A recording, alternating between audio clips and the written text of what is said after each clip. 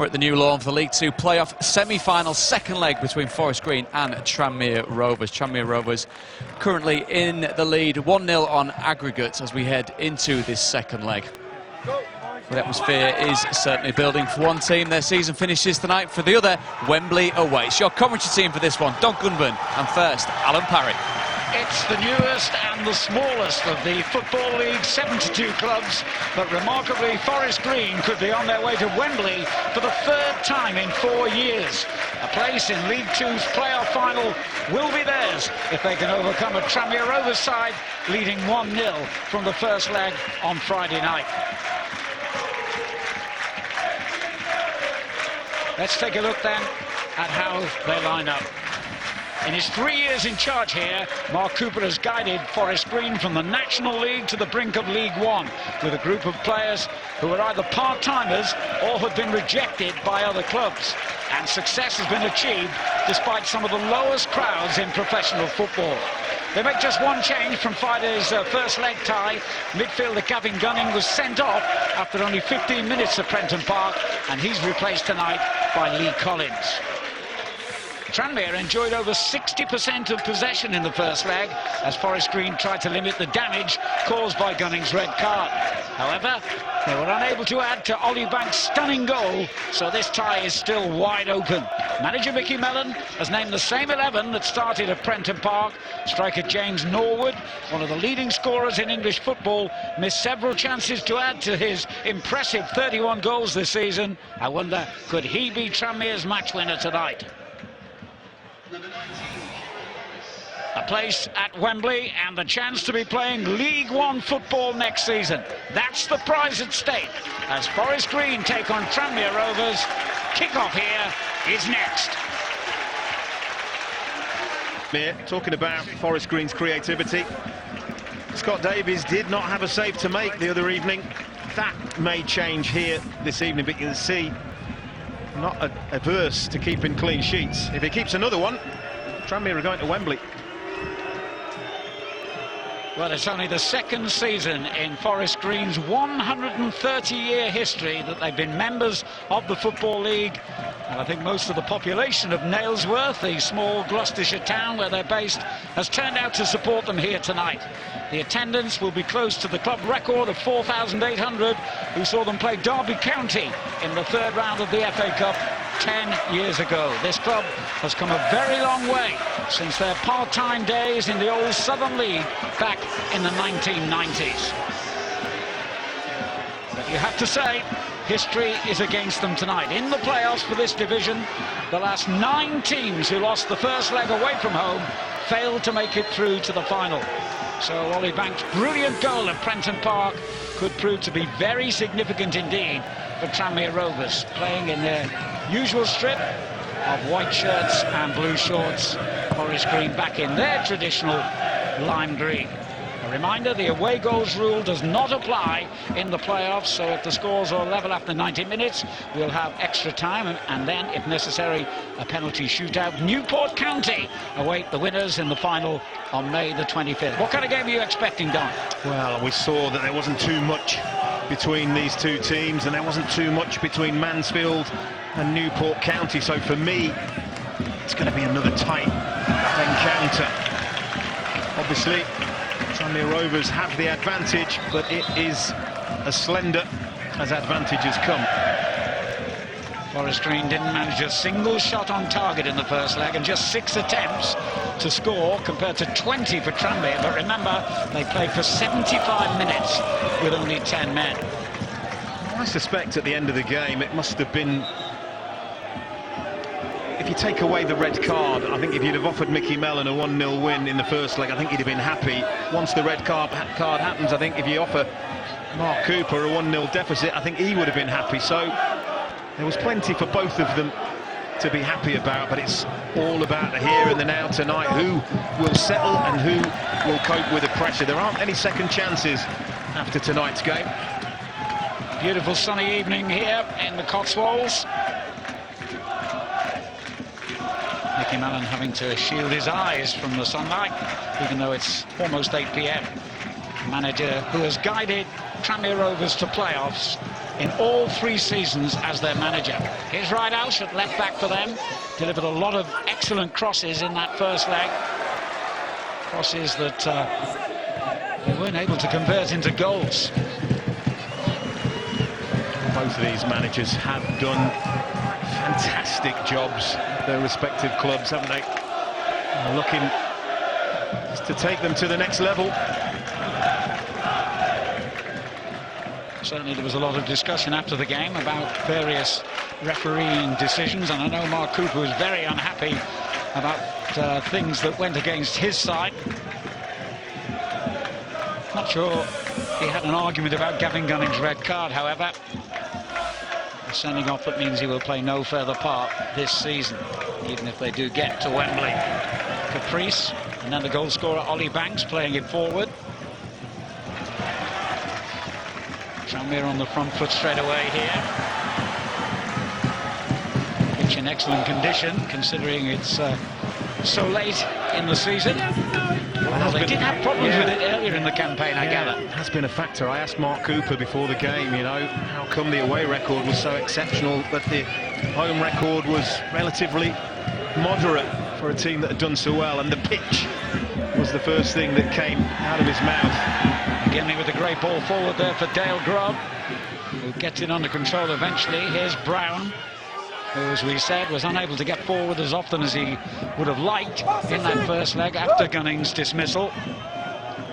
He's certainly provided a lot of goals and assists for Forest Green this season. Mills with the cross to the far post. Ridehouse realised that he couldn't take any risks, so knocks it behind for the first corner of the game.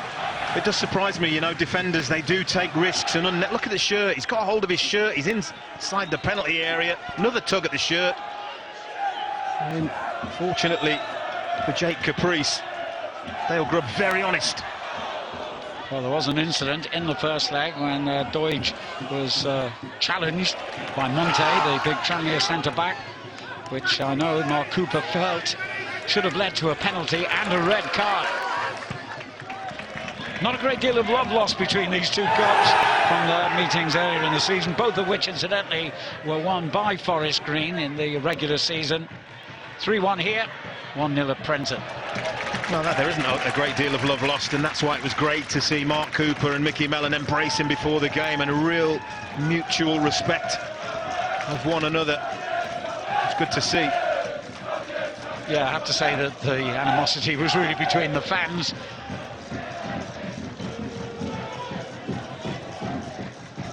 Banks spreads it wide to Ridehouse.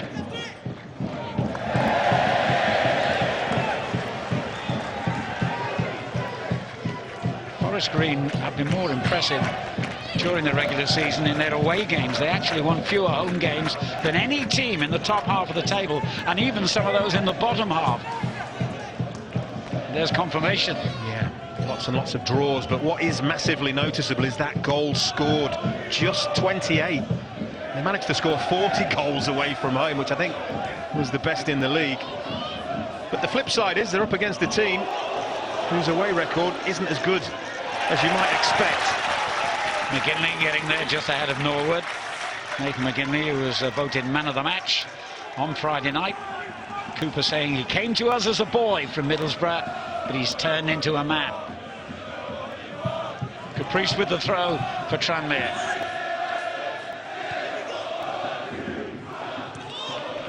Back to Banks. The layoff was a clever one by Harris. Now comes to Morris, and on to Perkins, who had an excellent game on Friday night. Harris sets it up for Morris to think about a left foot shot, thinks again. Ridehouse gets it in, straight into the hands of goalkeeper Lewis Ward. I think he was looking for the feet of James Norwood. It's a nice idea.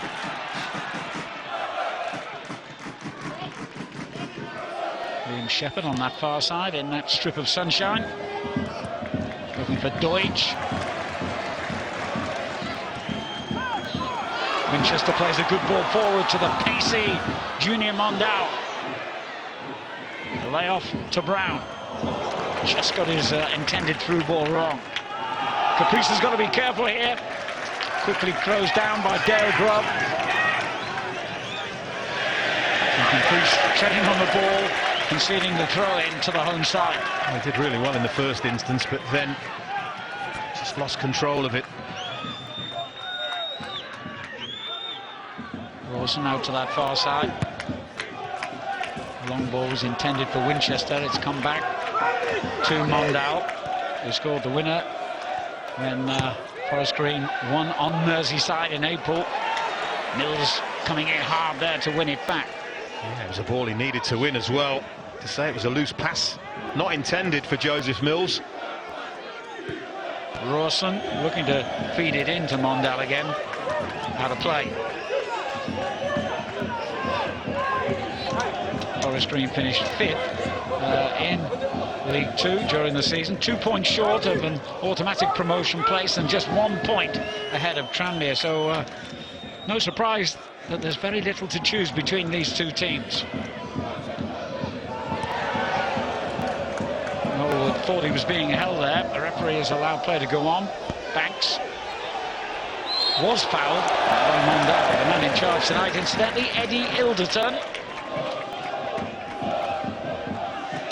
Had plenty of penalties, plenty of red cards, plenty of controversy in the EFL playoffs across the board. I do hope we are not discussing Eddie Ilderton's performance tonight.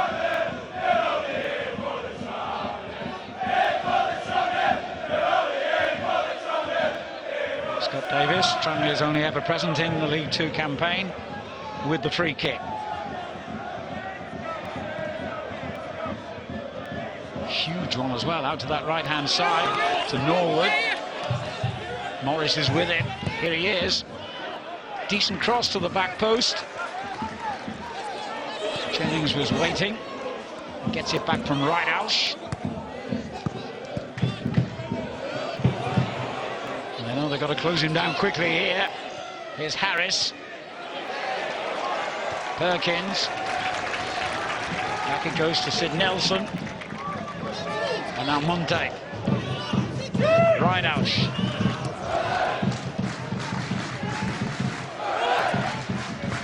Fairly composed, don't they, Tranmere, in these opening exchanges?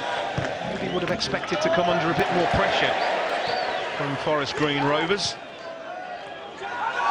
Only the ball the other night, which wasn't surprising considering they were against 10 men, but I wouldn't have expected that in the opening 10 minutes. Brown did well to keep that in play. And he's earned his team a throw-in here, Rhys Brown, who scored the opener in the 3-1 victory against Tranmere back in October. Former Birmingham player.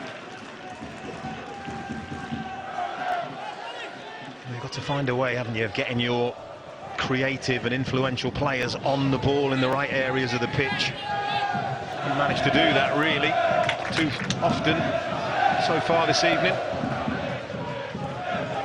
Norwood beaten to it by Rawson. And that's going to be a set piece in Forest Green's favour.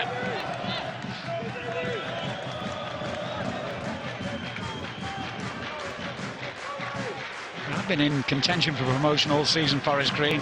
They were unbeaten, in fact, in their first 12 games. They didn't lose till October, the last team in the whole of the Football League to suffer a defeat. It's a serious turnaround, isn't it, when you consider where they finished last season, 21st. McGinley doing well there. He slipped but managed to retain possession. They have been heavily watering the pitch before kick-off. Here's Rawson. Brown. The referee didn't like that challenge and has given the free kick to Forest Green.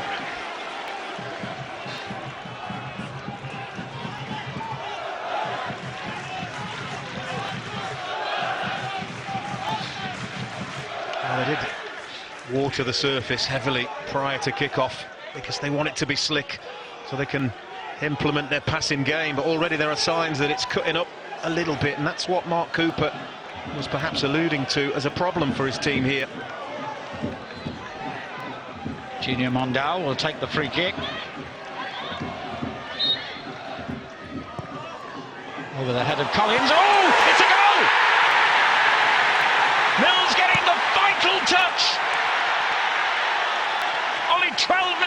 clock, and Forest Green draw level on aggregate. Well, we bigged Scott Davies up, didn't we? But I think he would have expected to do better here. Wonderful delivery. Mills comes from very, very deep, loses his marker, and then it's all about the goalkeeper. He's got to deal with that. It's a huge moment in this tie, because Forest Green hadn't really caused Tranmere any problems to that point. But credit Mills, he did what he had to do. He lost caprice, and he guided the header on target. It wasn't in the corner. I'm sure he wouldn't have expected that ball to find the net, but it did. Game on. Joseph Mills' 5th goal of the season, an impressive total for a left-back. Player they brought back from football in Australia, where he played for Perth Glory, and he's provided a little moment of glory here for the Forest Green fans. And of course, considering they didn't even have a shot on target in the first leg, they have scored from their first effort on target in the entire tie. Well, now if you're Forest Green Rovers, you try and put Scott Davies under as much pressure as you possibly can. You swing all your free kicks, your corners in towards him. You ask questions of him, because he's just made a huge error. Got to try and play on the nerves a bit if you're Forest Green. Very strange for such an experienced keeper. As Winchester bursts forward, the referee's whistle stops him in his tracks. But Davies actually has kept most clean sheets in League Two this season, 19 in the regular campaign.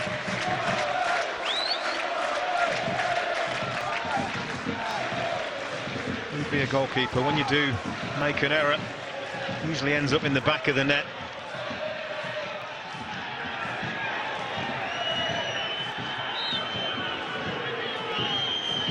The start that Tranmere must have been dreading, as Nelson plays it long to the edge of the area, back in again from Morris. Well, they've looked quite comfortable, haven't they, really? I mean, as I said, hadn't had anything to do.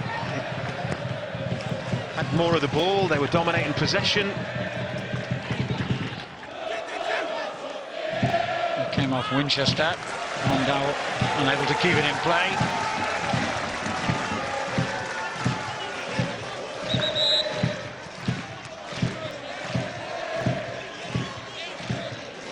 Tranmere's win at Prenton was their first victory in 5 games. Their form had fallen away towards the end of the season, and that blip followed a run of 7 wins in a row, which was their best scoring sequence, or their best winning sequence, for almost 20 years. Here's Mondale for Forest Green. They lead 1-0 on the night.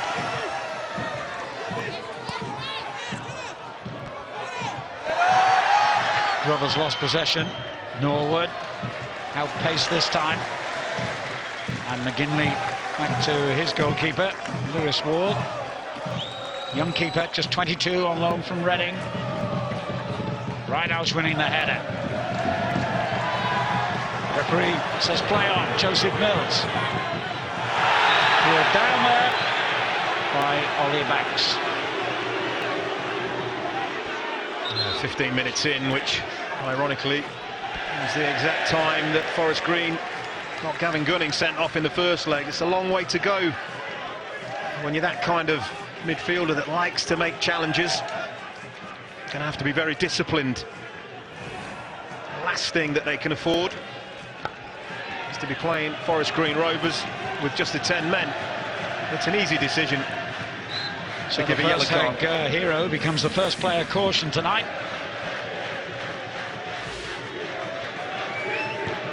Grubb with the free kick.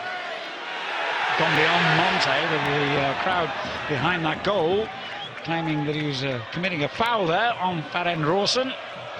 I think you need to be a little cuter, though, because you're sending the ball into an area where Tranmere Rovers' biggest defender is. I mean, again, all defenders now, it seems, will use a little bit of their arms, but I think you've got to be a bit cuter than that. If I were Forest Green Rovers, I'd be trying to keep the ball away from him.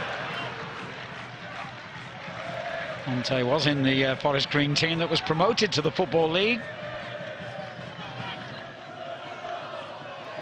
Perkins playing it out to the left and getting it back again.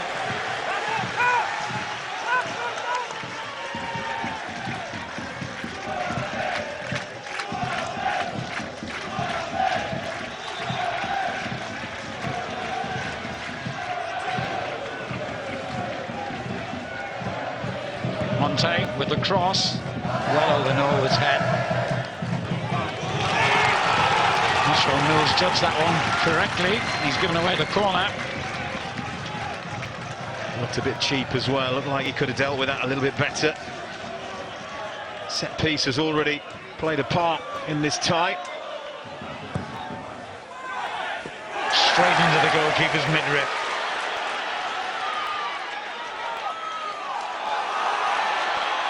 And he's got them on the front foot straight away with Liam Shepherd, the right back, finding Brown, who let it run cleverly.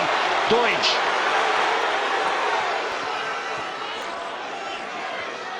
Still there, Deutsch at the near post. Here's Winchester. Now Mondau. Collins comes in to win it back. Brown. Here's Deutsch. Good challenge by Caprice. Had to get that one spot on, and he did. McKinley keeps the pressure on Tranmere. Winchester and Brown both went for the same ball there. Mondau goes down again and again, gets nothing out of it. Right up. Jennings. Perkins. Here's Jennings again.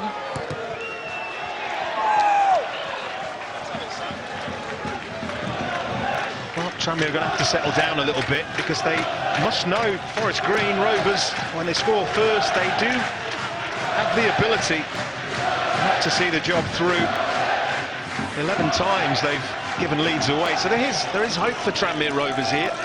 They've got to regain that composure. Morris has Caprice to his right. Difficult to make a telling cross from that angle. McGinley taking a chance here on the edge of his box, but he knew what he was doing. He certainly doesn't panic, does he? Composed.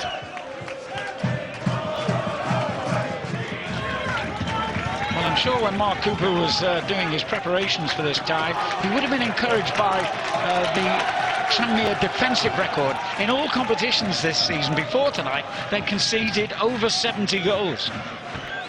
37 away. That was the big worry for Mickey Mellon and Tranmere Rovers. The contrast, when you consider they'd only conceded 13 goals at home. Quite remarkable contrast. There's Norwood.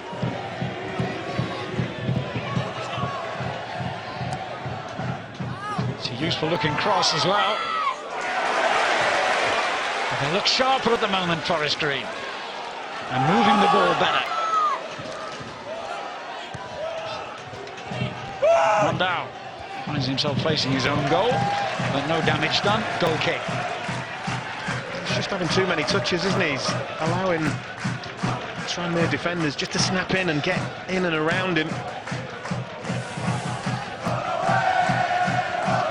And incidentally, Forest Green have got a formidable record after opening the scoring during the regular season. They won 16, drew 8, lost only 3. So they're a difficult team to dislodge when they're in front.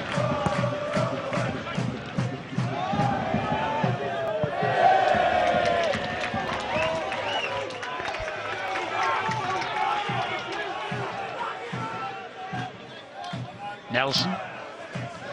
Monte. Ridehouse to his left. Back to Nelson, who's on loan from Millwall.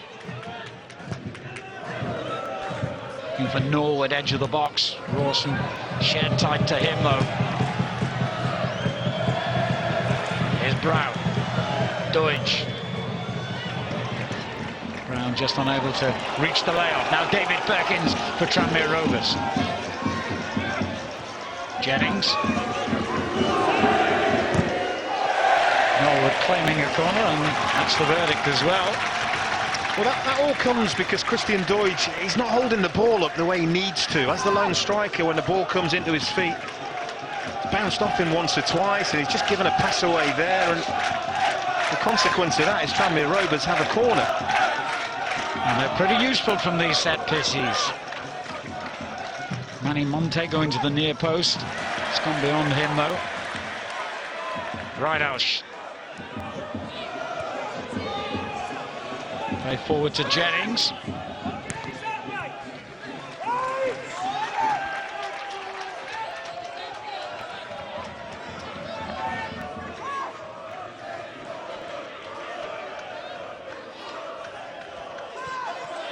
Right out. Here's Monte. Good pressure from Forest Green, forcing Monte all the way back to his goalkeeper there. Banks. Here's Perkins. Nelson. Perkins finds Jake Caprice. Layoff by Banks. Harris sweeps it out to that far side. Good ball for Ridehouse. Perkins. Harris. He's going to have another long-range effort, Banks, and why not? After the goal he scored, his Vincent Kompany moment, if you like, on Friday. Well, he certainly gets plenty of power on it. You'd think that Reece Brown would close him down a bit quicker. Fortunately for Forest Green, it's straight at Lewis Ward in the goal.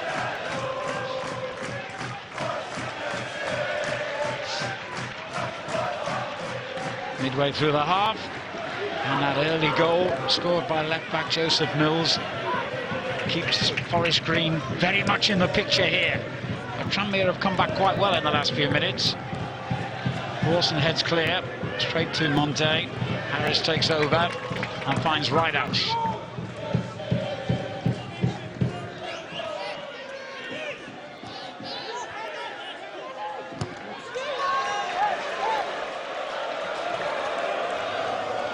Davis waving his teammates upfield.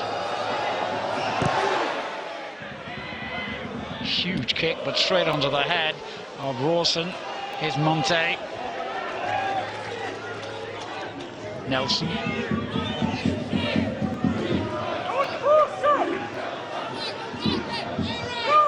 Ridehouse so often the outlet on that left-hand side for Tranmere Rovers. Jennings coming to meet it. And that's wasteful. Yeah, just struggling a little bit to break Forest Green Rovers down, aren't they? Mind you, the flip side of that is Forest Green aren't really creating any problems at the other end. Since the goal, we haven't had a chance.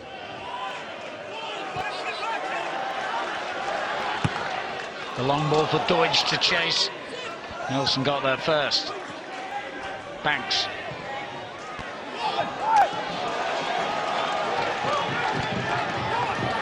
Here's Monda. Brown. Shepherd.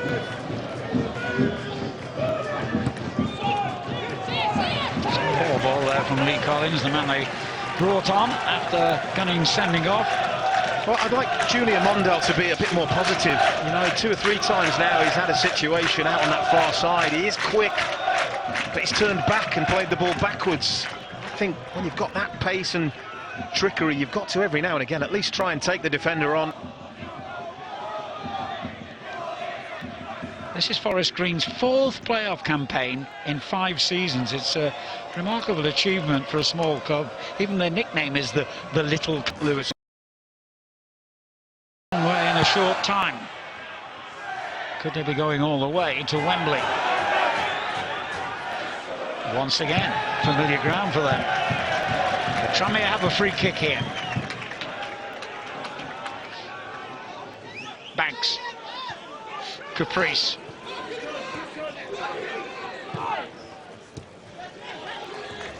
The layoff by Harris finds Perkins. Into the middle for Morris. Good header. And he's done it this time. The man who missed several chances on Friday night doesn't miss this one.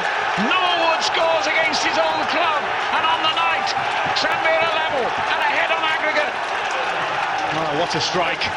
What a strike this is to put his team ahead in this tie. There have been several occasions when he hasn't been in the penalty area, James Norwood. He's been out wide, and I'm just imploring him, get in the middle, because when he's in the middle, he gets half a chance. I mean, it's not as good as some of the chances he missed. That is a stunning strike.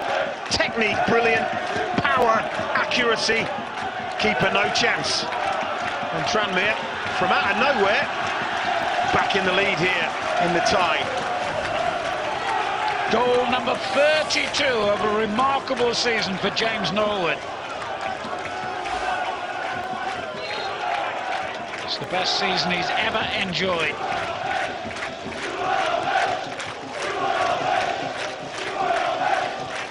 I don't think anyone enjoyed the idiot who let off a smoke flare right in front of us here.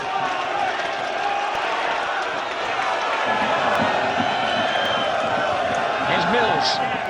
His goal quickly ruled out. And Harris wins it back for Tranmere. McGinley getting it clear this time to Brown. They just never capitalised on going in front, did they, Forest Green? They didn't build up a head of steam. They didn't take it to Tranmere Rovers, and they paid the price, really, because all of a sudden in this ground, the feelings have changed. Tranmere confident on the front foot, winning the battle. And that foul on Harris has given them an opportunity to test the young goalkeeper again here from this free kick.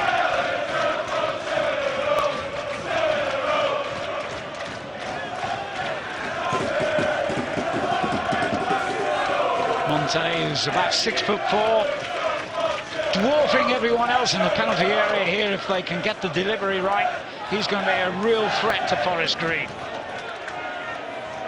Rawson trying to hold him off. Good take by the keeper.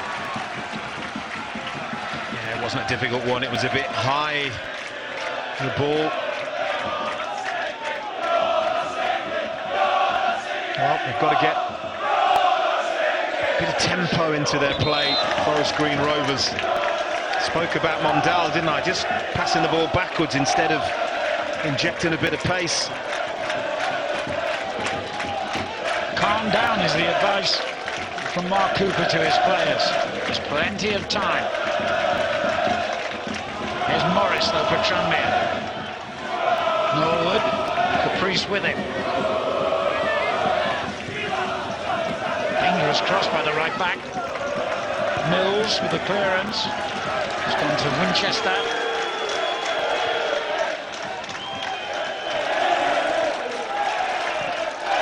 They've lost their early composure here, Yeah. Forest Green. Yeah, they have. And you've got to give Tranmere Rovers credit for that.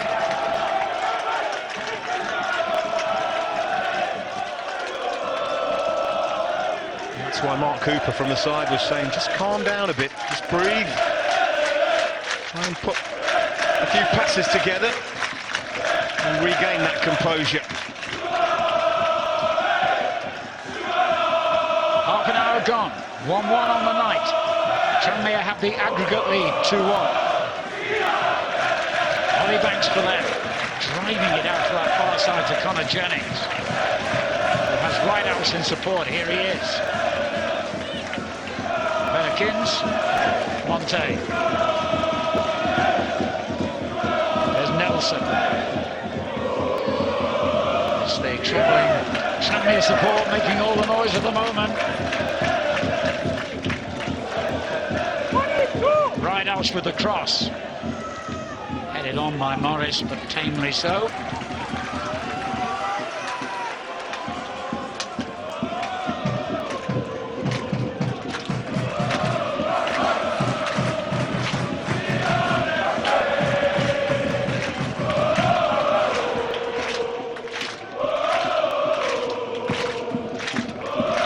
Dodged the target here, and he won the header. Cleared by Caprice. Boyd is there again, and Winchester as well. They're just winning the 50-50 battles now, aren't they? Tranmere Rovers. The goal has really given them a lift. Mondal. Brown getting it back to Shepherd. And he's lost possession. Tranmere looking good at the moment. Morris is in the middle here if they can get it to him. It's a strong challenge, but a fair one by Rawson.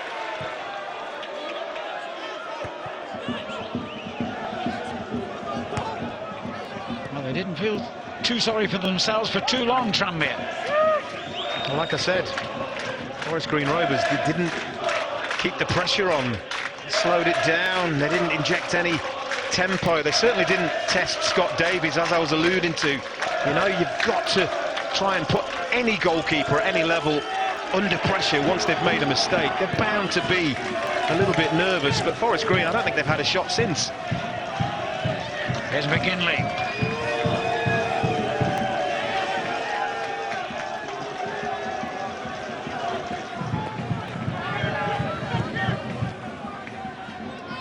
Ward has given it away with that clearance.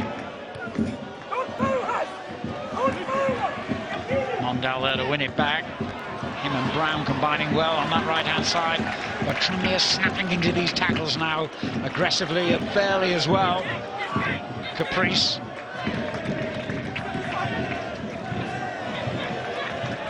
Norris. Banks. Onto Perkins. Tranmere dictating the play at the moment. They're enjoying themselves out there, and that spells danger for the home team. All of a sudden we're seeing Jake Caprice, the right back, getting further forward, wanting to be adventurous, and that's what confidence does for you. McGinley's clearance straight to Morris. There's Banks. Caprice. Chasing shadows at the moment, these Forest Green players. This has been an excellent comeback by Tranmere after conceding so early on. Ridehouse. Perkins, vastly experienced player. And lifts it forward towards Norwood. A clever movement from James Norwood. Comes short, spins in behind. They're on the same wavelength, it's just the execution.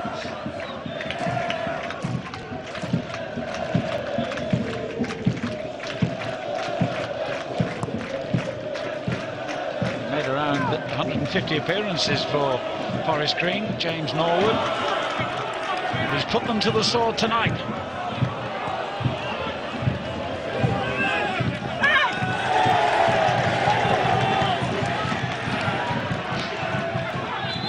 Needed a quicker throw there.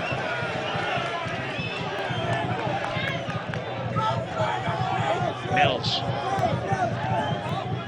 Here's Brown. Playoff finds Collins. Shepherd.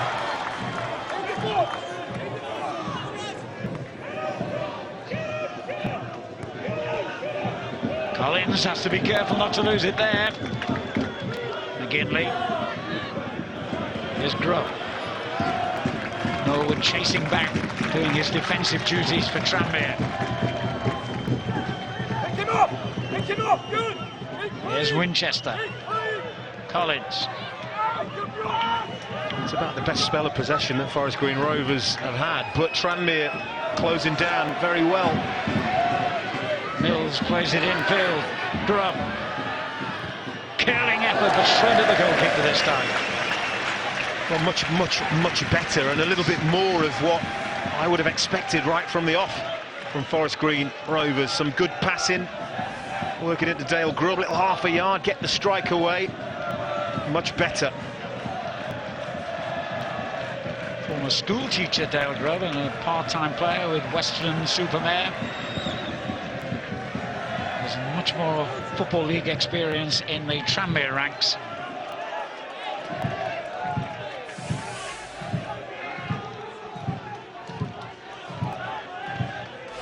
Been busy. They need more from Mondal, Reece Brown, Christian Doidge we've barely seen. These are the players that can make the difference in an attacking sense for Forest Green Rovers. Doidge, incidentally, is another one who gave up football earlier in his career and became, would you believe, a basketball player to a very high level. Played for Wales in the European Championships at that sport. So there's a real mixture of football backgrounds in this Forest Green squad. Rawson looking for Doidge. It's a fighting ball, isn't it? It's just not really what Christian Doidge, you can't deal with that. He's up against two huge central defenders, Monte and Nelson. You're going to hit the ball forward like that, you have to hit his chest. You can't give him a fighting ball and expect anything to come of it. Yeah, he's looked a little isolated so far, their leading scorer. Monte. Nelson. Banks.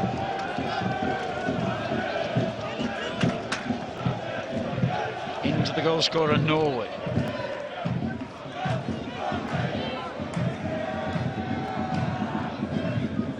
Ginley's given it away. And that's the difference, isn't it? It's not a difficult ball into Dale Grubb. Completely overhit. They are a little bit rattled, the home team, for me. Lost their composure. To the huge relief of their goalkeeper. Davis looking again for Norwood. Winchester. Here's Shepherd.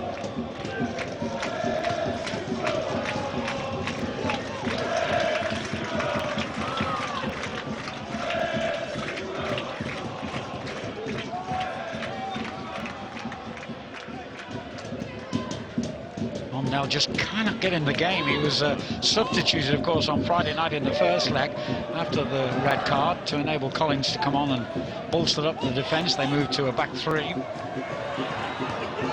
There's a fighting ball to him. To get the opportunity to get the ball down. Commit Tranmere defenders with his pace. Another player who came from the non-league scene, Whitby Town in the Northern Premier League.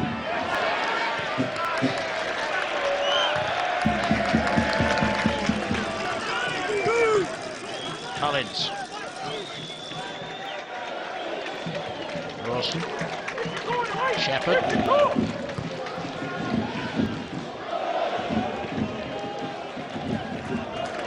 Now McGinley.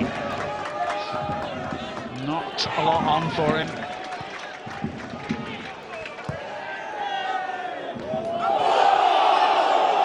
We're 40 minutes in here and Mark Cooper made a wonderful decision in the away leg after half an hour to change the shape of his team. Went down to 10 men on 15 minutes, but he waited. He had a look for the next 15 minutes, saw that they were coming under pressure and made a change. And I just wonder whether to change the way this game is going, he'll consider just having a little tinker.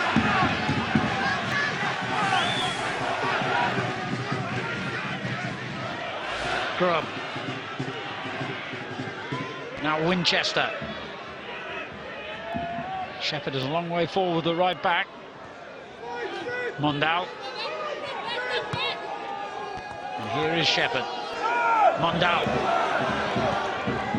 Brown. Hustled and harried by Tranmere players, did well to keep possession. Shepherd with the cross, not behind for a Forest Green corner.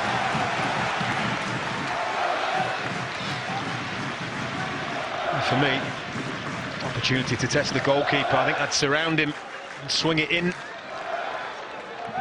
See how his nerves are. It's Mondal who will take it. Collins has gone to the near post.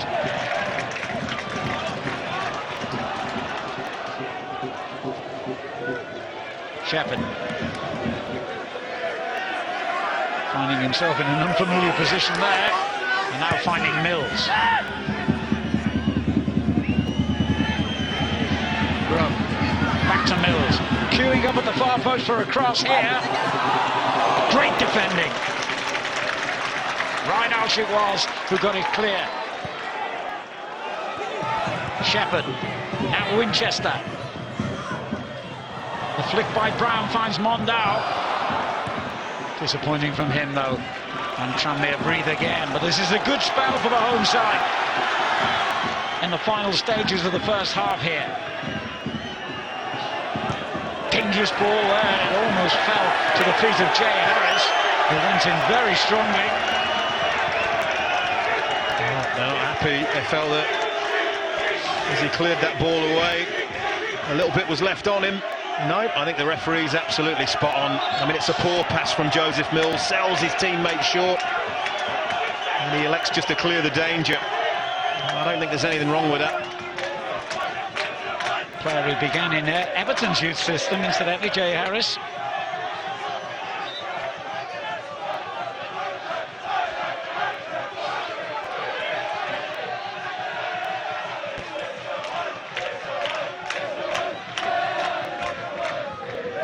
Mills wins the header. Given away then by Deutsch. Long ball by Perkins. Look at the effort here of Norwood to chase McGinley into the corner. That's what the manager wants from his front man. Yeah, it was what the manager wants from his centre-half as well. McGinley very composed, knew exactly the right course of action to take. Shepherd the ball away.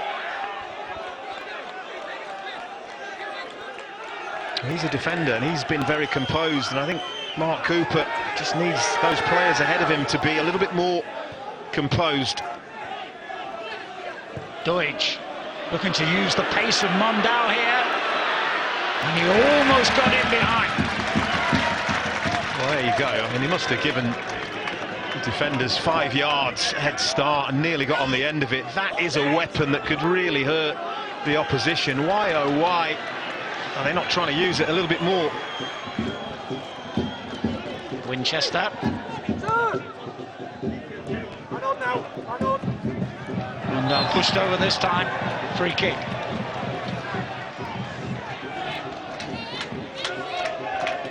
Well, electric pace. Look where he starts from. Look how much ground he's got to make up. And look how close he gets to making it up. Definitely an avenue for Forest Green Rovers to explore. Rawson wins the header. No problem this time for Scott Davis as we move towards the final minute of the half, and I wouldn't think there'll be very much stoppage time. It's a game that's flowed.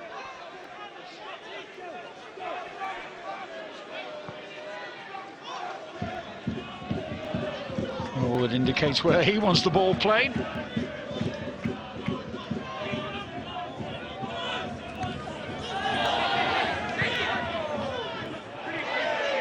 Won back well there by Morris. There's a steely determination about this Tranmere side that's very impressive. Harris forced into the corner here and then fouled by Mills. An unnecessary foul that. He wasn't really going anywhere, was he? No, I think it's just a lack of discipline. He's really angry that a decision earlier on Lee Collins didn't go his way. He was in the face of the referee, and that's just frustration, really. Look at the anger in him. That is not going to serve any purpose.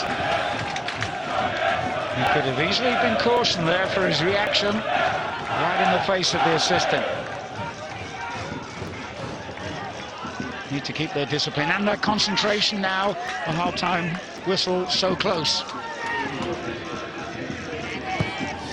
It's not a bad free kick either.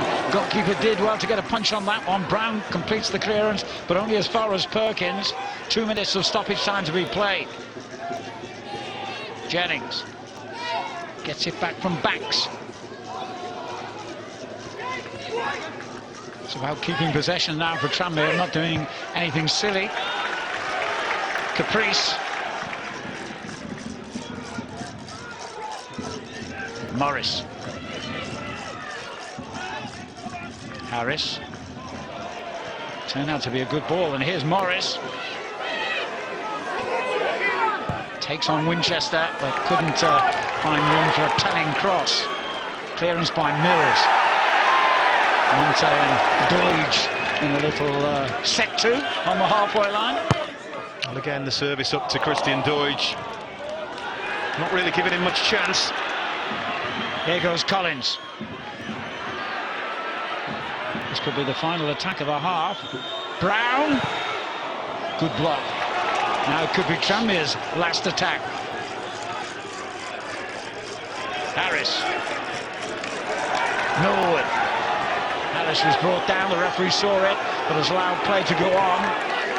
Norwood taking it into the corner wisely. He knows that the half-time interval is very close now.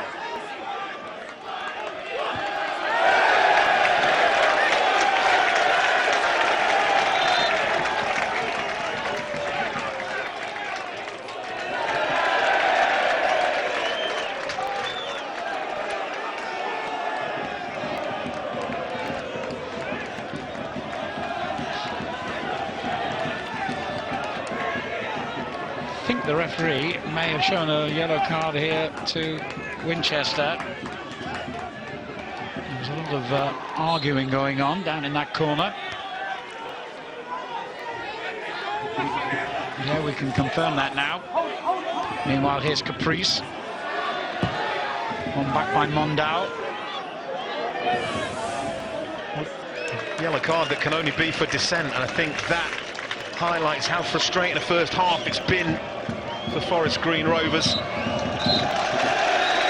Well, it was a great start to the half for Forest Green Rovers, with Mills putting them in the lead, but a great finish to the first half by Tranmere Rovers. James Norwood, their leading goal scorer, making it 1-1 on the night. And that means that they lead by 2-1 on aggregate. All to play for in the second half. Gloucestershire, it's about 30 miles north of Bristol and the same distance west of Swindon. To call it sleepy is an understatement. Apart from the football club here, the most exciting thing that ever happens is a farmer's market on the last Saturday of every month. And I think most of the 6,000 population are probably here tonight. Can they inspire their team to find another goal and get back into this tie? They trailed 2-1 on aggregate. Header on by Deutsch is dealt with by Banks.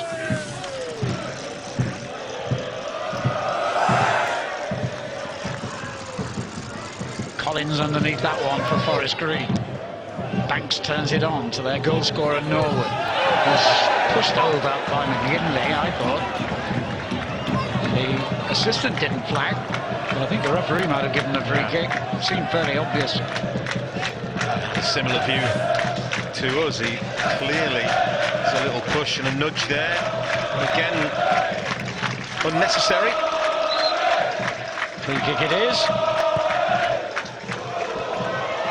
Well, it was almost a free header, never mind a free kick, as Nelson drifted in unmarked. Well, it's a chance. I don't really know why Sid Nelson hasn't got anything on this. It's free as a bird. It's not too high. He tries to get a little glance, and he has totally mistimed it. That is a great opportunity. What would have been his first ever Tranmere goal, the man on loan, remember, from Millwall. Spent the first half of the season on loan to Swindon Town, not very far away from here.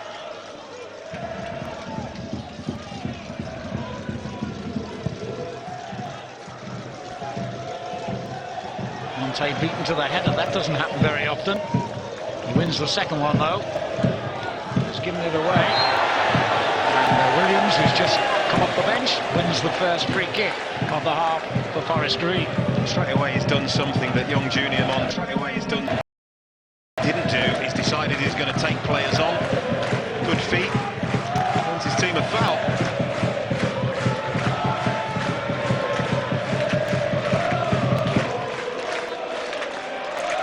Well, the way he's placing the ball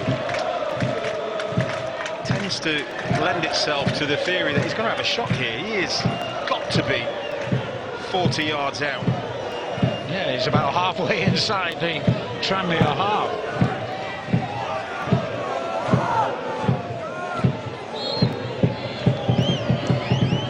He did go for it. That was ambitious in the extreme. Yeah. No bother whatsoever. It's going to take something unbelievable to find the back of the net from there. Full marks for confidence. Came on late at Prenton Park on Friday night, having missed 3 games with an ankle injury that he suffered, in fact, on the same ground when Forest Green beat Tranmere 1-0 back in April.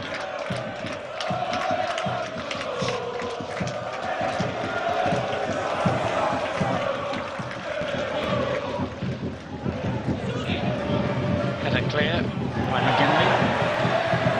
Monte will be pushed all the way here, but it's going to be a Tranmere Rovers throw.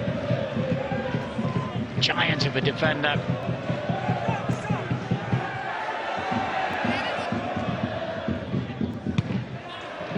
Mills knocks it out of play again. If it's gone out, it has now, from Banks.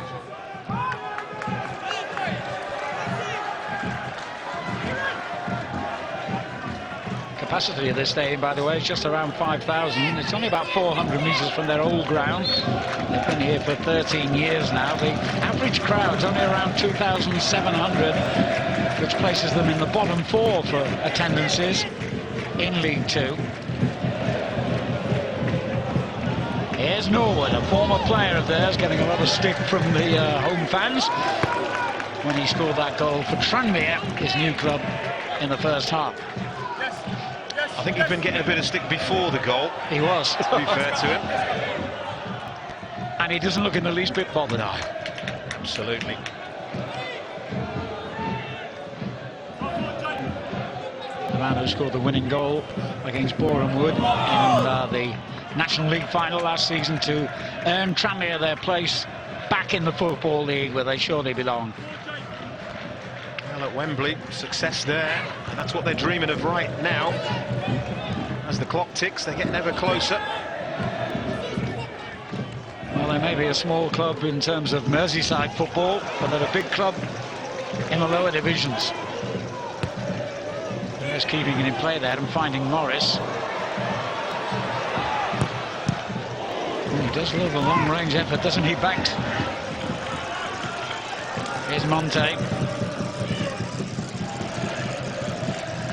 Back in the early 90s, if I remember rightly, Tranmere played in a playoff final in the Championship. I think they lost to Swindon. Had they won that, they would have been in what was then the fledgling Premier League. In fact, they hold the record. I think they're the only club to figure in the playoffs in the Championship, Leagues 1 and 2, and the National League. Yeah, they've hit McGinley's clearance. Hit the lows, haven't they? Certainly on the way back up. Williams, who's looked lively since coming on, finds Brown.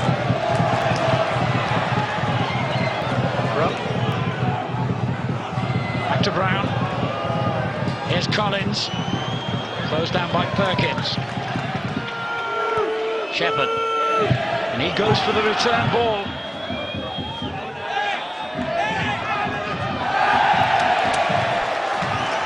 Will there be a corner? Better, isn't it? There's no doubt, is there? George Williams has just added a bit of energy, a bit of aggression with and without the ball. He's going to take this corner as well.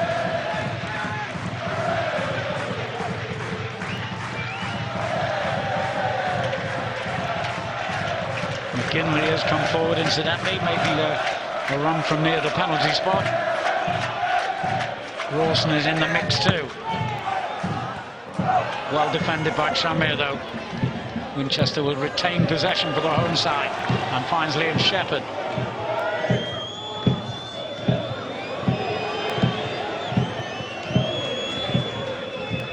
There's Williams again. Skips around the challenge cleverly.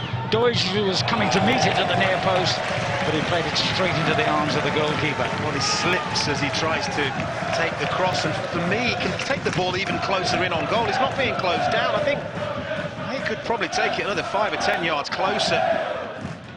Lost his footing at the vital moment, but again, real positivity from him. It's been a good start to the second half for Forest Green.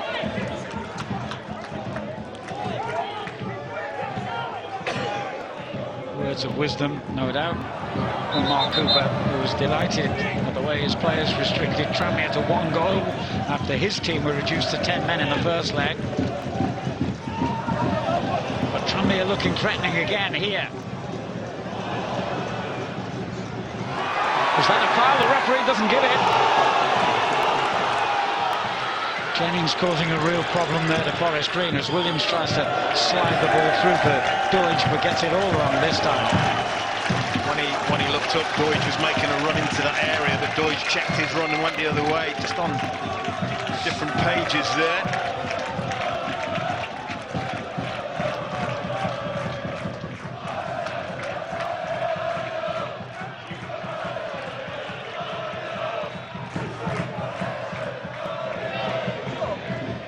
Straight from one goalkeeper to the other. Rawson.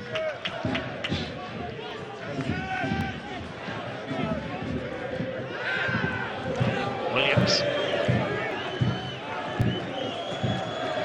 Collins.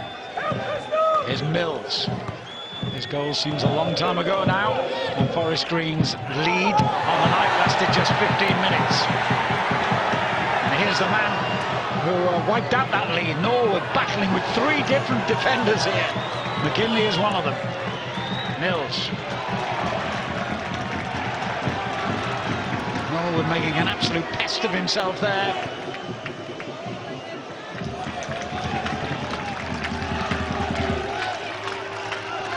Shepherd. Back to Rawson.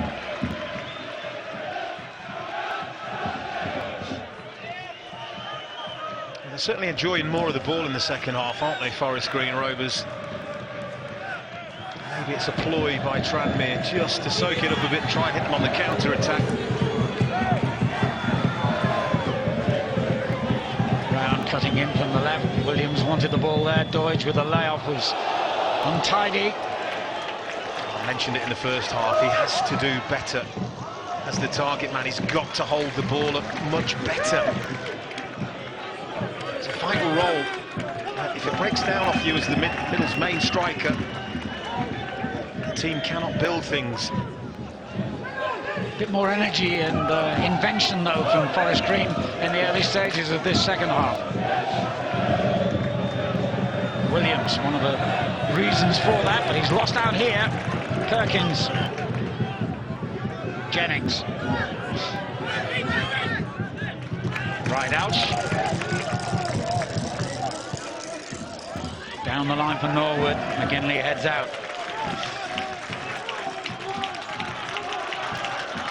I'm pleased to say Joseph Mills has picked himself up off the ground. He gets caught in the face.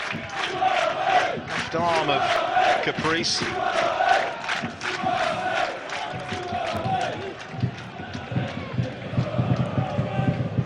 Nelson hits it long. And Rawson this time gets there ahead of Norwood. Perkins couldn't get away from Winchester. Here's Rhys Brown for Forest Green. Constantly seem to be under pressure whenever they receive the ball, don't they, the Forest Green midfielders. Tranmere working exceptionally hard to deny them time and space. Yeah, they've really pressurised these Forest Green Rovers players when they've been in possession, as Collins finds again. They let them have it so, let them come so far up the pitch, and then it's full-on press. They bypassed it this time. Mills. There's Brown. Onto Winchester. And Norwood just comes in and takes the ball when everyone else has stopped.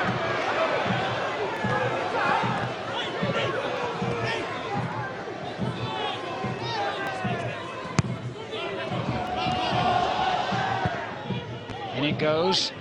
And over the head of Jay Harris. Winchester still having a go at the referee. Hills agreed, felt it should have had a free kick. Not sure it was. You can see him there.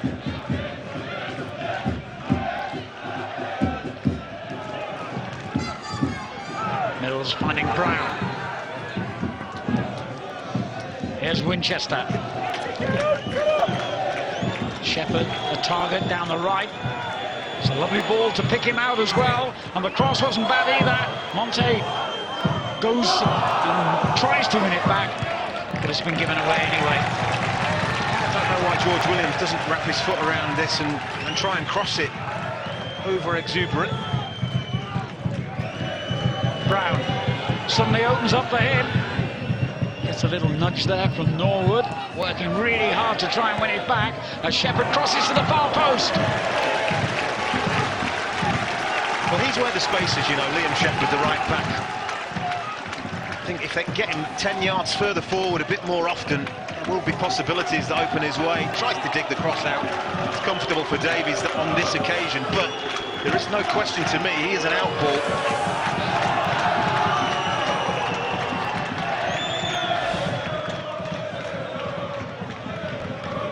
Williams will keep chasing here.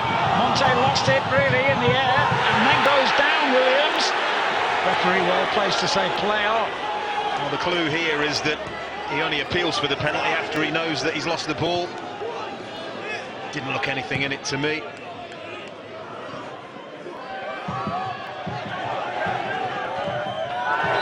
Clear foul there, I would have thought, by Harris on McGinley. The referee agrees, or has he just given the throw? No, free kick it is. Williams there, doesn't take the ball. Monte clearly gets the ball. Williams doesn't really appeal, tries to get up and get after it. When he realises it's gone, then he asks the question. Monte's headed away. Right out for Tranmere. Go and deal with that one, he says to Norwood. Looked as though he's being held there, the Tranmere striker. Clever flick by Brown to pick out Williams. Shepherd. An hour gone here at the New Lawn Stadium. And although they're level on the night, it's Tranmere who are heading to Wembley at the moment. You can see what the debate is about. Reece Brown wants that on his right foot, and he's saying if you put that on the right foot, I will find a teammate. It went on his left foot. He couldn't organise his feet quickly enough. It's only the small details, but he is standards are high, Reece Brown. I've seen him have a go at both full-backs now.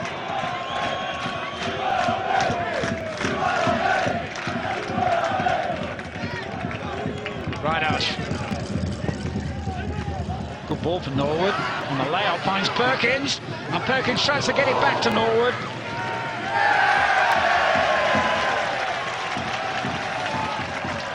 And look, they do carry more of a goal-scoring threat. That's been evident tonight to me. Good passing and movement, sharp. They're a bit more aggressive in the way they're passing the ball, Tranmere Rovers. Very experienced player, Perkins. Has played a lot of games in the Championship for Barnsley, Blackpool, Wigan Athletic. Had a big influence on the first leg and likewise tonight. Yeah, absolutely. Maybe 36 years old, but my word, covers the ground.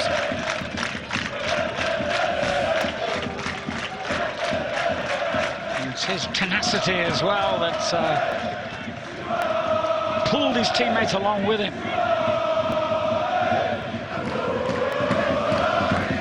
Jennings finds Perkins. Clever bit of skill again. There's Caprice. Came off him. Forest Green's throw.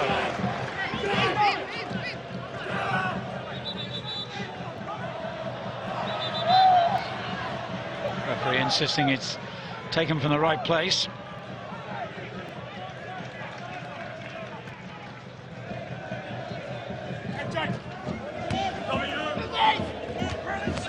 Brave header there. I think it was Harris on the far side, and he got a crack on the head for his trouble there. It's okay. Ooh, risky, to put it mildly. Brown's layoff to Mills. Here's McGinley. Brown has to drop deeper and deeper to get the ball to his feet. And they want him further up the field than that, I'm sure. Mills. It's a great run by the left back. Grubb. Brown. Here's Winchester. On to Collins. Now Shepherd.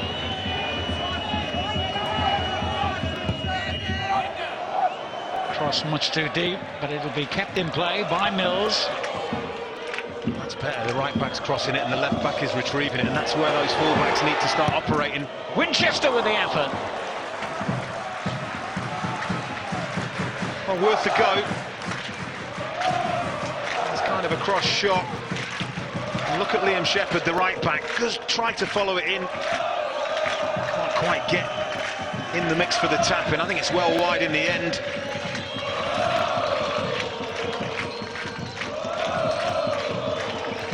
Well, you can probably hear the noisy Tranmere fans just in front of us.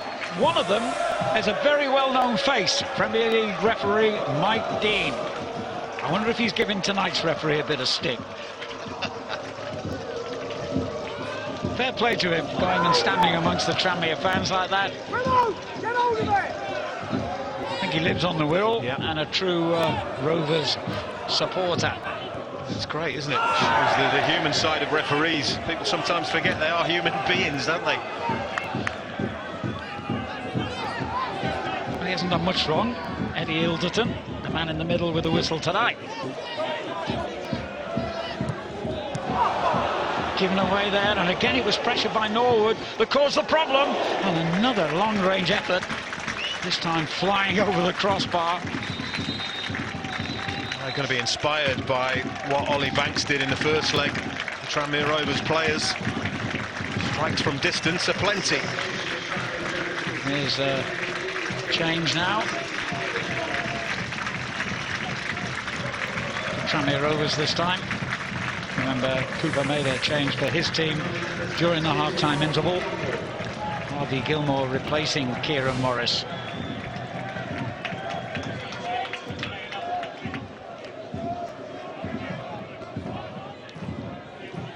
Gilmore, who also came on in the first leg on Friday, just 20. Former Sheffield United player. Rawson, it's a good ball. Collins on the end of it. And it goes to Shepherd, ever willing to get forward down this right-hand side. As indeed is Mills on the opposite flank. Knocked in towards Brown. Cleared by Perkins. Norwood will chase and gets the better of McGinley. And he's got support as well in the middle here from Jennings. He's brought down. That's got to be a card. It is.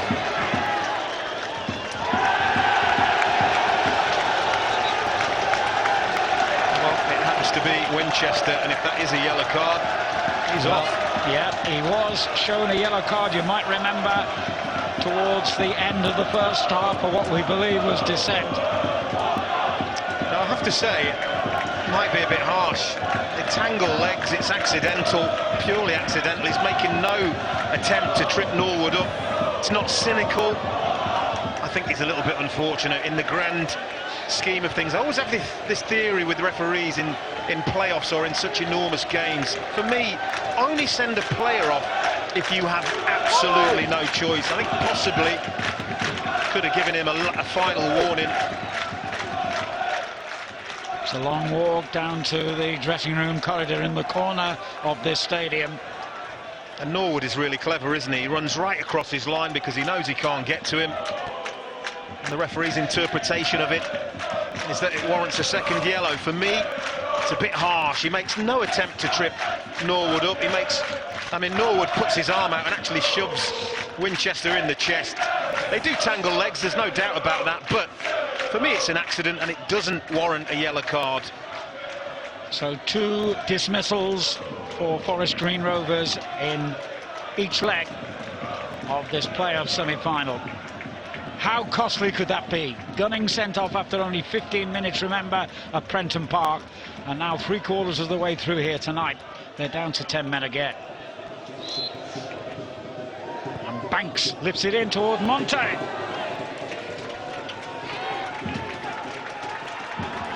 I think the referee has had a fantastic game tonight, I have to say.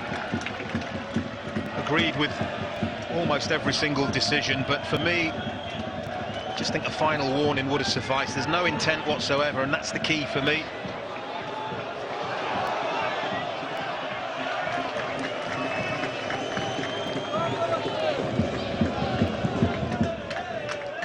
The clearance by Ward. Monte heads clear.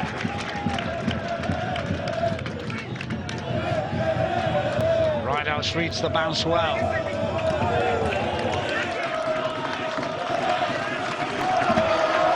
That terrier-like running, isn't it, from James Norwood that has caused the problem. Never stopped running all night, the Tranmere Rovers man.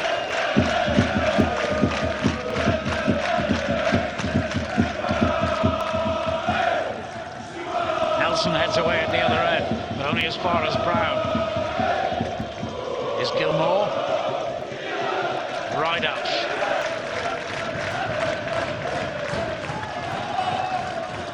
Did well there, Nathan McGinley up against Norwood.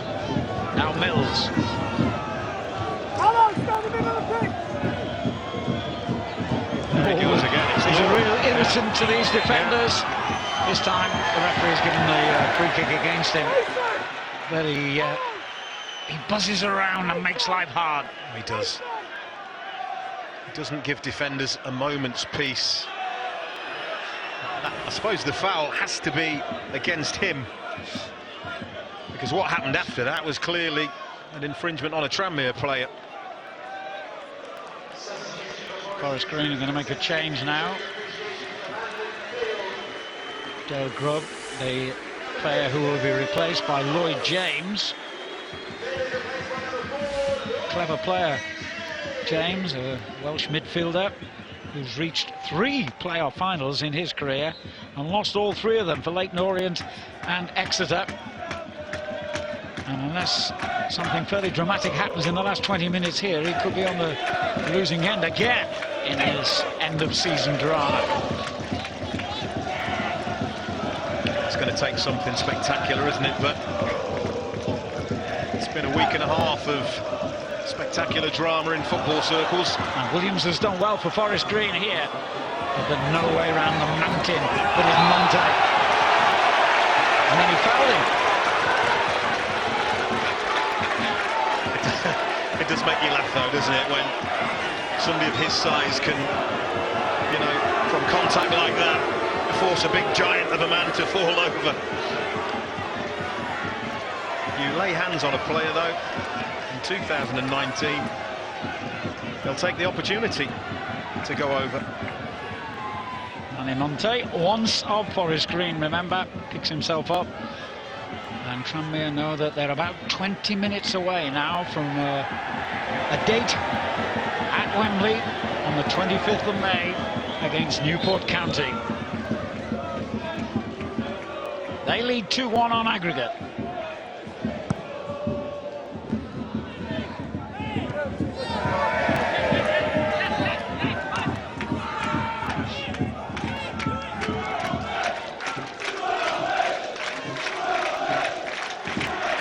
Here's Mills. Easy clearance from Monte this time. Perkins in the middle.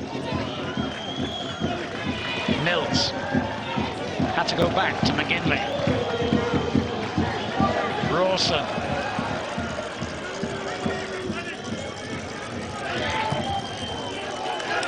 Tranmere have got 10 men behind the ball, and why not?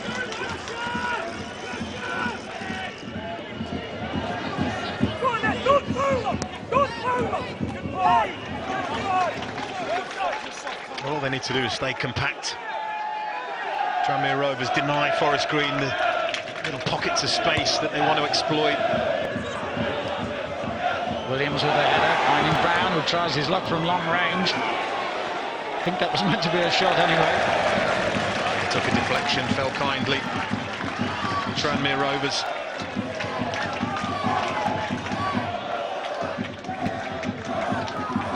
Well, no doubt Tranmere will feel that having dominated possession in the first leg and having done pretty well here tonight, they deserve that place at Wembley.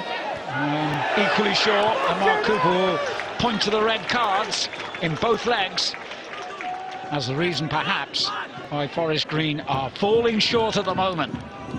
Well, they have been important. It's so very, very tight. We'll never know what the full effect is of them. Handball spotted there.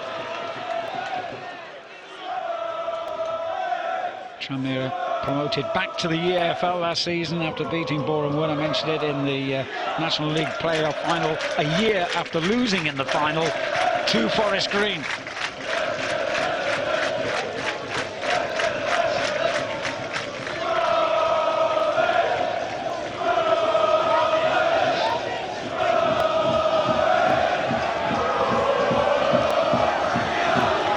Free kick early on for Forest Green in round about this position that led to them scoring.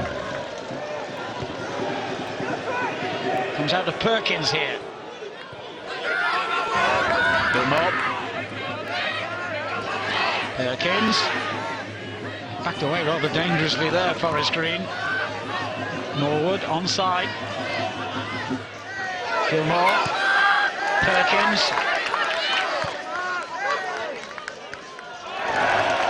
And that's a corner off McGinley. That's really good, patient play, and it's everything the manager, Mickey Mellon, would hope from them.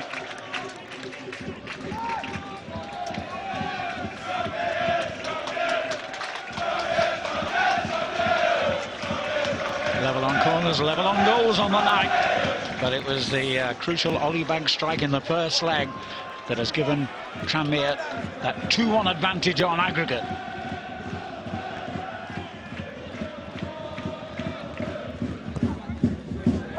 Really deep. Monte tried to get something on that. Comes out to Perkins again. There's Banks. Clever. Perkins takes over and finds Reinhardt. Dangerous cross into the 6-yard box. This is what Tranmere need. Keeping the ball in the opposition final third. And using the extra man as well. It's done the red card. It's allowed Reinhardt to get a little bit further forward. Perkins claiming he was fouled there. Nothing given. They have won a throw though, Tranmere.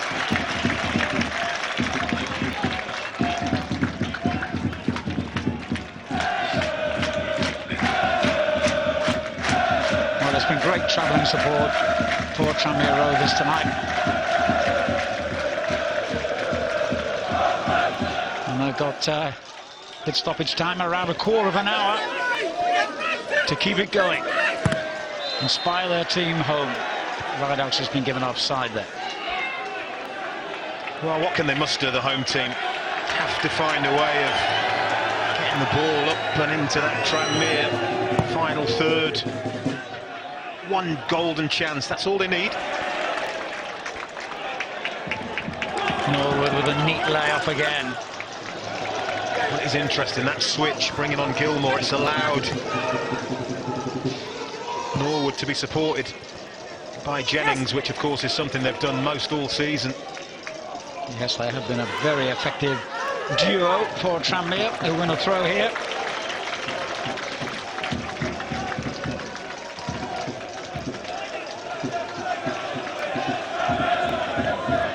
Jennings, Caprice. Here's Rideout. Mickey Mellon will be thrilled. They're using the extra man look. Forcing the home team back, who don't appear to have the answers as yet. And when you're in this situation, it is about game management now for his team, and so far so good since the red card. He's got a terrific record for winning promotions, Mickey Mellon. He was in charge of the Fleetwood team that won promotion to the Football League, and also went up to League One when he was in charge of Shrewsbury.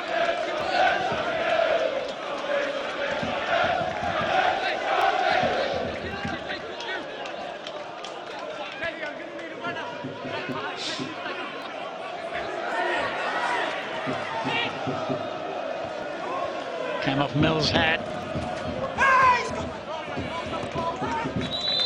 That's gone out of play, I think, yeah. The system has already flagged.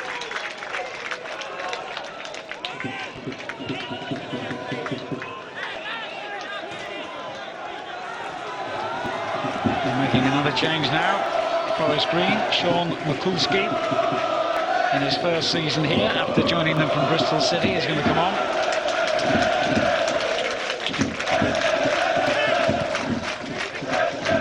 Last throw of the day, surely, for Forest Green Rovers. But Tranmere in possession and in control. So they just can't get hold of the ball, the home team. It's a huge problem for them. Perkins to Rideout. takes over.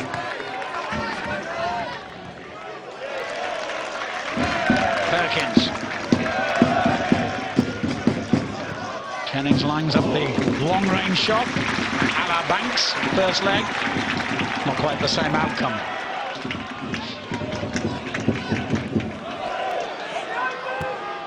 Can they produce some late drama here at Forest Green? The 10 men at Forest Green. With just over 10 minutes to do it. Well, the only thing they mustered with 10 men the other night, wasn't it, when Christian Doige went through and should have had a penalty. Need a scenario like that.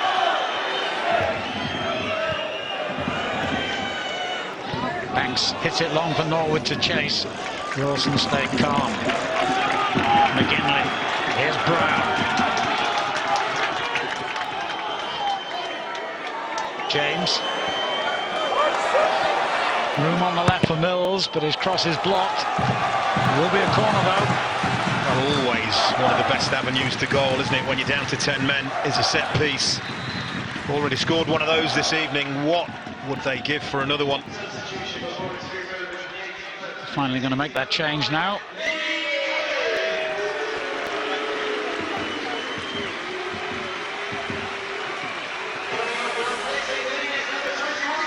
Collins, the player who goes off. And he'll make his way straight into the penalty area for this corner, Mikulski.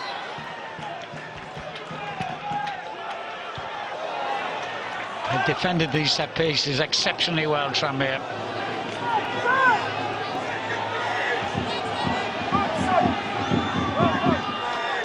Here's Shepherd. Onto Brown. Mikulski wants the ball to his feet and gets it there. Taking on Ridehouse. I'm sure that's what Mark Cooper has sent him on. Just be positive when you get the ball. Try and make something happen for us. Here he is again. He's given it away this time. Harris. Norwood the target here, and he finds him. A bit early perhaps to be taking it into the corner.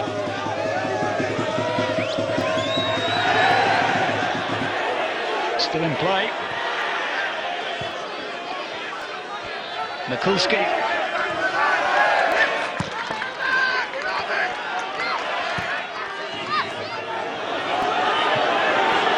Doige is going to keep chasing here. That's good defending by Monte. Yeah, outstanding.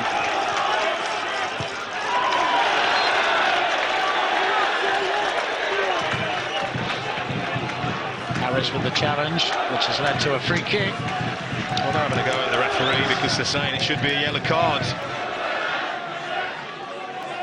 You consider what Winchester was sent off for. That's why they're having a moan. One goal for Forest Green could send us into extra time here in Gloucestershire. Liam Shepherd with a free kick. Just under 8 minutes of normal time remaining. Norwood is no way 10 yards. And again, they deal with the set piece, Tranmere. Harris can't keep possession. They've got it back here, and Norwood will keep chasing here. As he's done all night. Oh, he aimed for that top corner. Well, it's a brilliant effort, isn't it? And what I like about this is he makes the run, and then watch him. He has a look round to see if there's any support. There, look, has a look round. There's no support. I've got a 1v1. I'm going to take it on. I'll tell you what, it's a very decent effort. Well, the two former Forest Green men in the Tranmere lineup have had immense games tonight. There's one of them, Monte. The flag has gone up for offside there. But he's dealt with everything his former club have thrown at him. And of course, Norwood at the opposite end of the pitch has been very effective indeed. Absolutely. Two key players over the two legs. No question about that.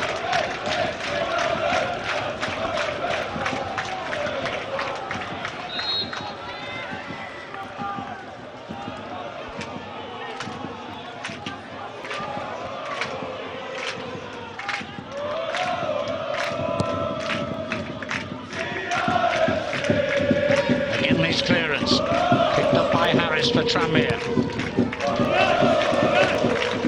He's been superb as well, hasn't he?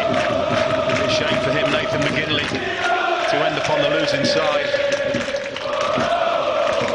Yes, over the 2 legs, he's certainly been one of Forest Green's better players.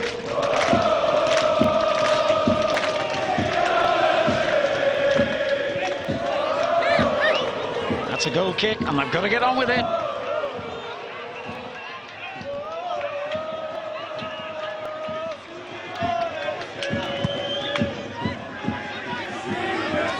Ridehouse with time, finds Gilmore.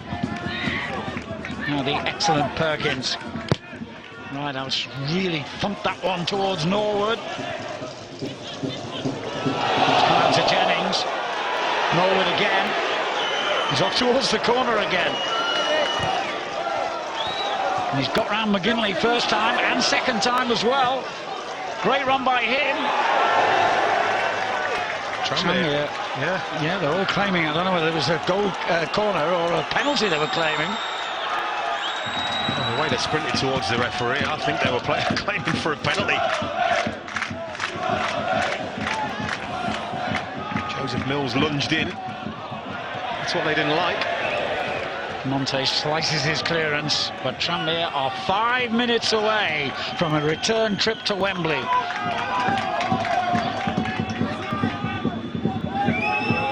Rawson looking for Mikulski down the line. Ridehouse is there first. Good work by the left back. Now he was caught as he played it down the line. The assistant has flagged and the referee's given the free kick. That's the assistant referee for giving the decision. The referee wasn't giving it.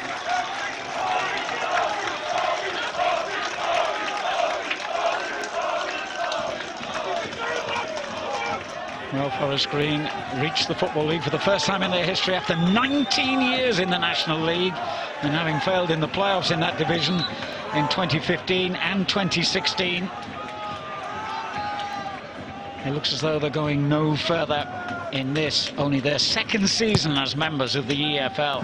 But what a great effort to get even this far. And it's not over yet. They've just got to sum it up. One last push, everything they've got. And it doesn't matter actually if they can end up conceding again because they're taking risks. They need a goal. Turned forward by Banks. And Norwood, who's not stopped chasing and harrying all night. Fails to keep it in play, but it's a goal kick which will be hastily taken here by Lewis Ward. Great header away by Nelson. Perkins turns it forward. Given away there by Harris. McGinley first to react. Now Mills. Just wonder if it's worth Forest Green Rovers sending a centre-half up front now.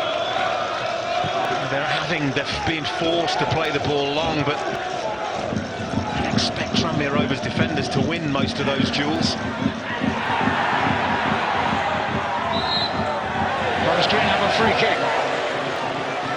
Getting a bit tetchy now, inevitably. Perkins and Mills having a little disagreement.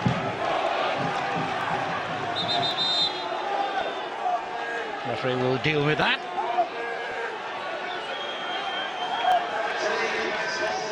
Quite happy just to have a word.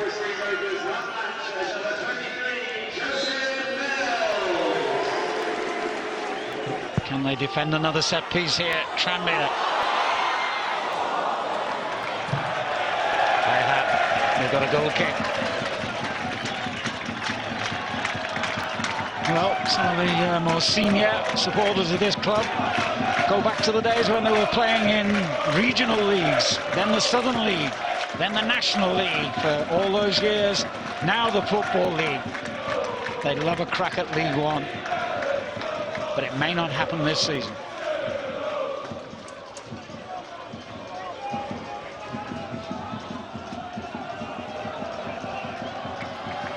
And there's the future of the club.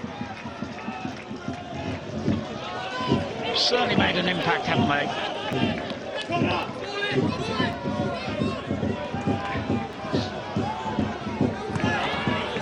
we're about to discover how much stoppage time will be added here. Will it be enough for Forest Green to stage a dramatic rescue and send this game into extra time? Or will Tranmere hold out for another Wembley appearance? Mills with the throw down the line. Perkins gets it clear. Here's Rawson for Forest Green. Inevitably pursued by Norwood. And again, it was Norwood's intervention there that made the difference, made the mistake. Gilmore plays it in.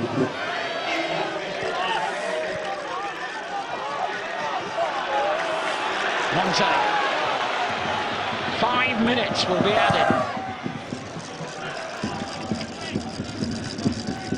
Rawson wins the header, but it comes back to Harris. Couldn't keep it.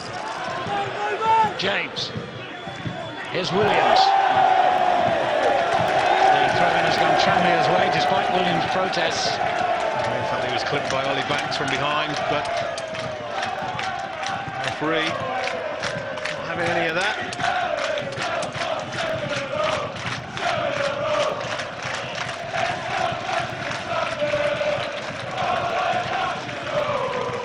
Rideout's looking for Norwood, who's sandwiched there between two Forest Green defenders.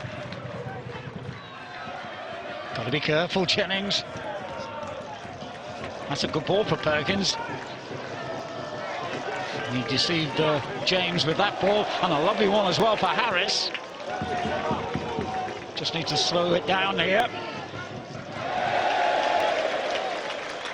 Well, his game management has been exceptional, hasn't it? As has his all-round game here tonight. He is the difference between these two teams.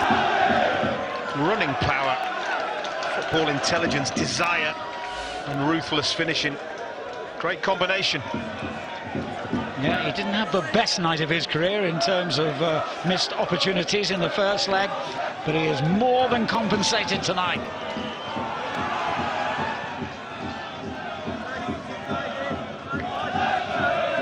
Hemmed into the corner there, Tranmere, but they'll be happy just to stay in this half of the field, obviously, and they've done so. I just think they've surely got to send a defender up now, because it's all about getting the ball forward. Mills throw.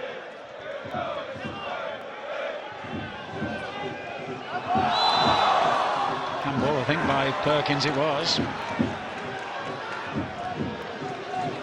So it gives Lewis Ward the opportunity to launch this towards the Tranmere penalty area, which he does. But he's done it before the centre-halves have got up. I mean, it's quite remarkable. I mean, come on. You have to use your brain. The centre-halves were making their way forward, and Lewis Ward just kicked it towards Christian Deutsch. Who fouls Nelson to earn Tranmere He's taking it. Two of them aren't even looking. The two big lads, McGinley and Rawson, aren't even looking as Lewis Ward takes that kick. What a waste. It wasn't Nelson actually who fouled, it was Banks, but it matters not, because it has given a free kick with just 2 minutes on the clock for Tranmere Rovers. I have to say they've seen this out fantastically well. Mickey Mellon will be so proud of the game management. They have not given Forest Green Rovers a sniff at their goal. They really have protected Scott Davies.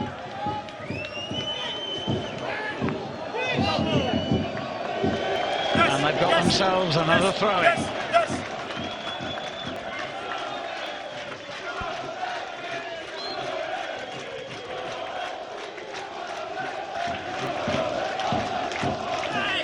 Tranmere fans in front of us are starting to party, starting to celebrate.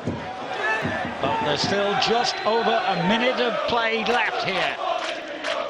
And surely Lewis Ward will wait until he can find a few targets this time.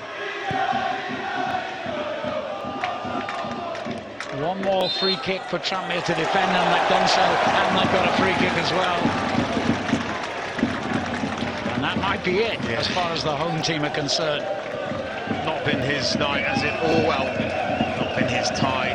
He has been brilliant for Forest Green Rovers. Last season, this season and the season before, just hasn't happened for him. It's those Tranmere Rovers fans that are celebrating.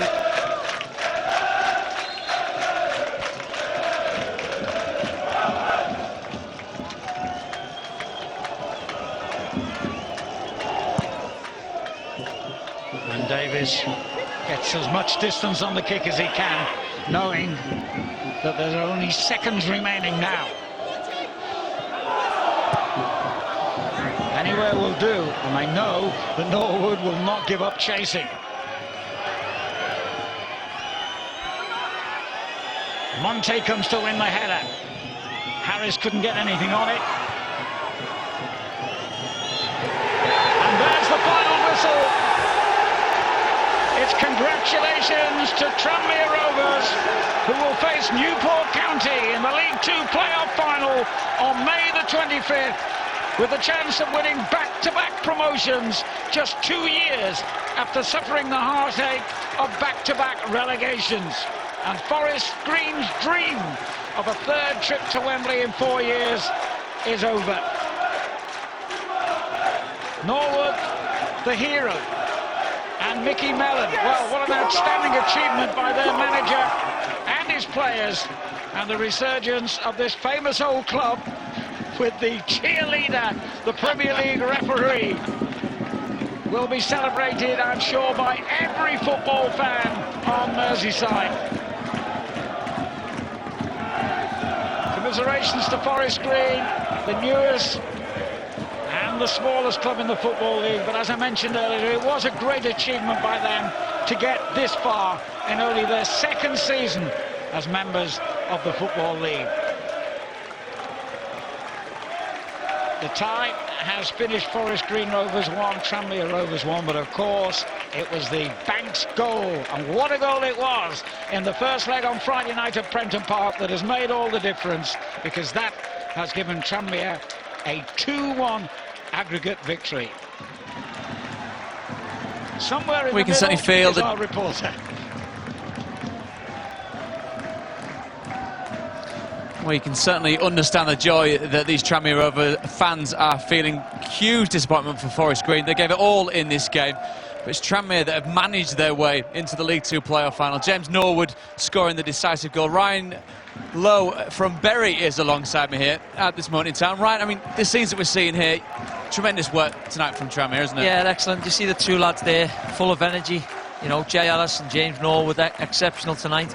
Yeah, Norwood didn't have the best of game at Tranmere, but tonight he was terrific. He ran down, closed down, and warranted a great goal.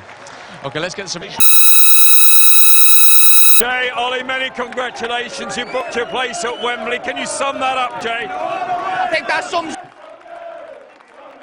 since last year, and this year we followed it on, and that's what it means to us, everything. Ollie, did you have to show your character tonight, particularly with Forest Green scoring as early as they did? Yeah, obviously, I think the way the last game went, we had a lot of chances, me in particular. It's always going to put us a little bit under pressure, but obviously we end up getting a second goal, and we defended for our lives, and the lads were brilliant. Goal number 32 for you. How sweet was that volley? I think I owed it to the lads. I had 4 gilt-edged chances last game. The lads let me know about it, so...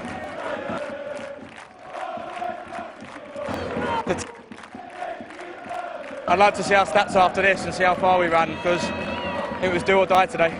Jay, it's the obvious question, but how important have this man's goals been this season? Well, it's got us where we are, know what I mean?